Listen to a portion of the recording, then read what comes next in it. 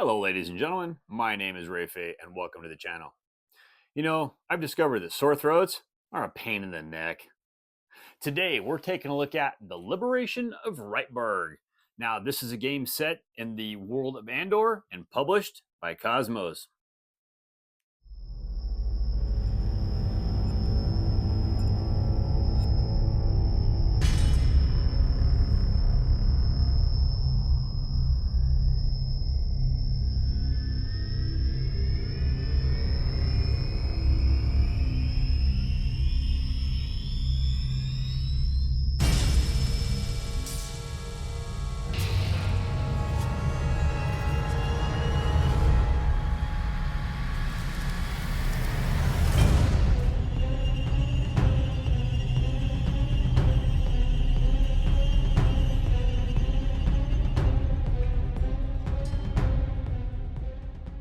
In Liberation of Rietburg, a game set in the world of Andor, 2 to 4 players are basically you're the heroes of Andor and you're coming to Rietburg Castle because, well, evil creatures have taken over. You're trying to get the king out, you're trying to get the people out because the dragon Tarok, he's on his way to the castle and he's just gonna wreak havoc and take it down. All right, so you need to get all this stuff done before the dragon shows up, kills everybody.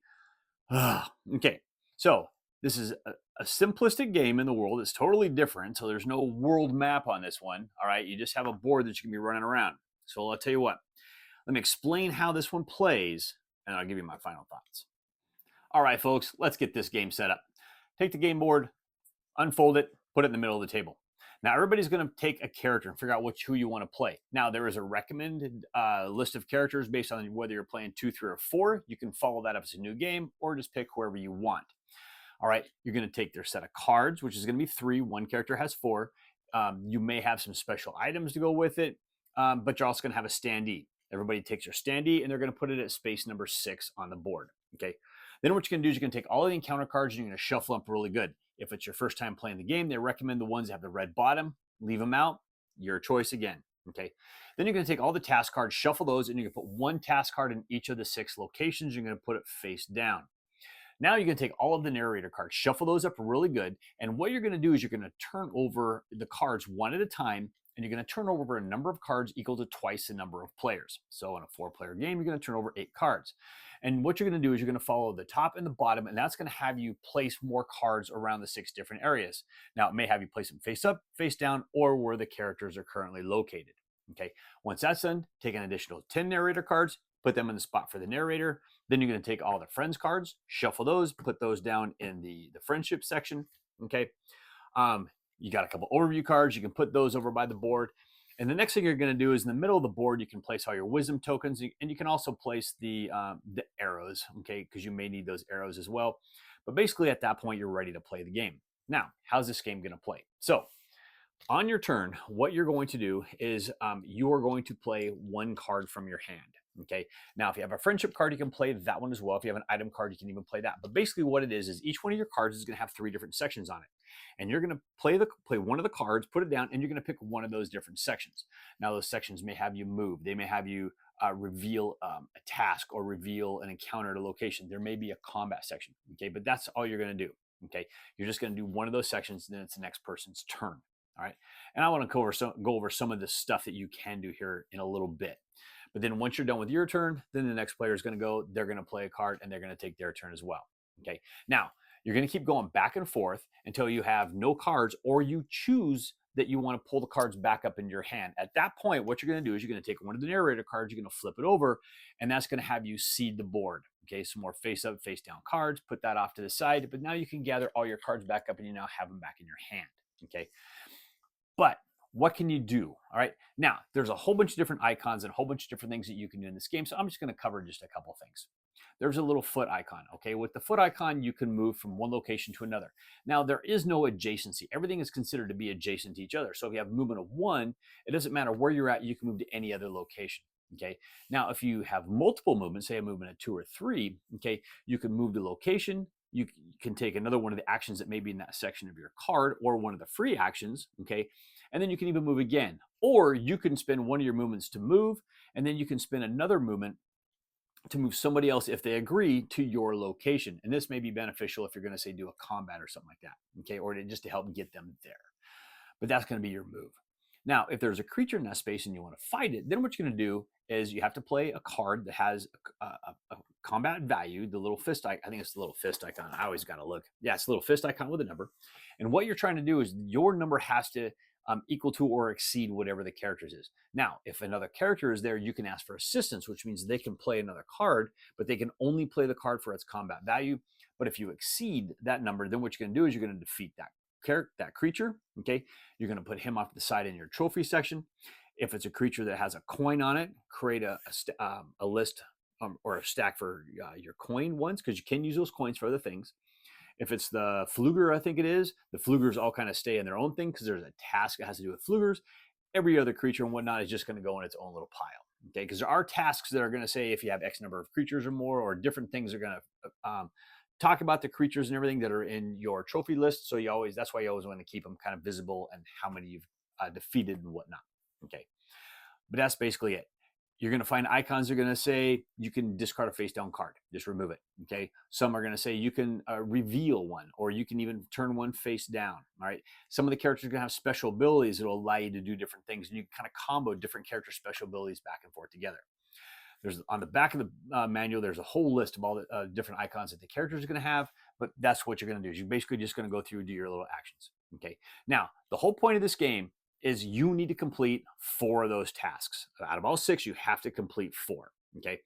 Now, to complete a task, what you need to do is make sure that the stack of creatures is gone. Okay. There can't be any creatures on top of that task. It's a free action to reveal what a task is, and it's also a free action to complete that particular task. So if you can complete the task, you'll remove it and put it off to the side. Okay. If you can manage to get all 4 tasks, that's your winning condition. Now, the narrator deck, if you want to pick up all your cards, you have to go through a narrator card. If at any point you go to draw a narrator card and you can't draw one because there's none there, you'll lose the game. Okay, so make sure the narrator cards are always there. But if you can manage to complete 4 of the 6 tasks before the narrator deck runs out, you win Liberation of Rietburg. Okay, folks, that was kind of more of a high level how to play this game. Just kind of a couple things to get you going, because I want to talk about a lot more of that stuff in my final thoughts, and I didn't really want to duplicate a lot of that information. Okay. Plus, honestly, this is a relatively simple to play game. It's really easy to learn how to play it. All right, so I didn't want that explanation just to be a mile long. All right, but here's my thoughts. For one, I like the game. It's a medium to lightweight game to me, but it is a really fun game. There's a lot of good decisions you have to make in this game, and you really have to pay attention to your cards and figure out what to do and how you can do different things. Okay, now, ultimately, the most important thing is completing those 4 tasks. That is the one thing you got to do. So if you got a task that only has, like, say, 1 card on it, you may want to try to go to that location as soon as you can, reveal that task so you know what you have to do. In some cases, the task may say you got to defeat 3 Flugers, or you have to pay so much money based on the number of tasks that are still face up, face down, left on the board, or something along those lines. Okay. There's several different tasks that in the game. So every time you play, you're going to get something different. It's always going to be different. Matter of fact, I find that when I play this game, I'll deal all my tasks out. And then if I want to play it again, after I'm done, I'll take those tasks, put them off to the side, and I just put 6 totally new ones out there. So I know I'm not going to see the same one. Becomes a totally different game. Okay. So you really have to pay attention to that. Now, what do I like about this game? I like the puzzle that you have trying to figure out how you're going to be able to complete all these tasks. Because every time you want to pull your cards back, you're going to have to draw a narrator card. That narrator card is going to put a bunch of stuff on the board. Some of it face up, some of it face down. If you're lucky and an item shows up and it's face up, well, you can go there and as a free action, pick it up. That's 1 less card. Okay, now you don't have to reveal it. All right.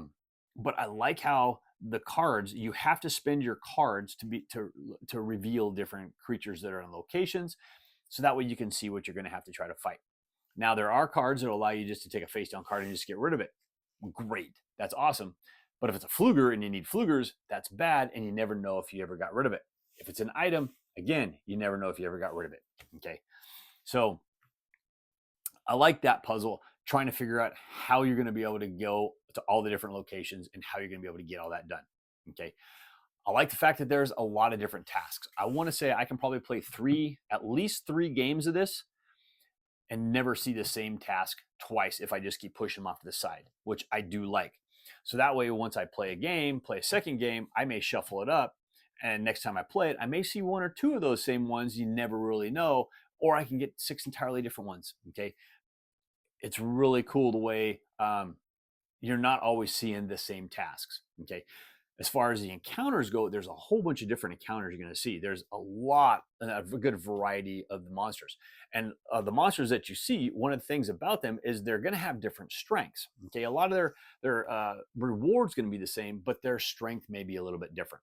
Okay, and that's good. You don't want every creature to always be the same. So it's every time you see it, you know exactly what it is. This one may be weaker. Okay, the other one may be a little bit tougher. You don't know how it's going to be.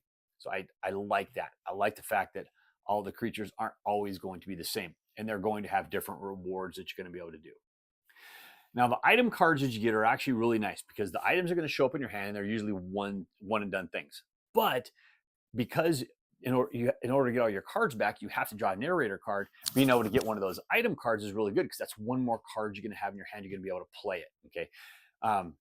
Now, some of them, when you play them, they also have a coin value. So they're going to go in your trophy case, and you'll have the coin that you can even still use. So if you have to use that coin to defeat like a skeleton warrior or whatever it might be, you do have it.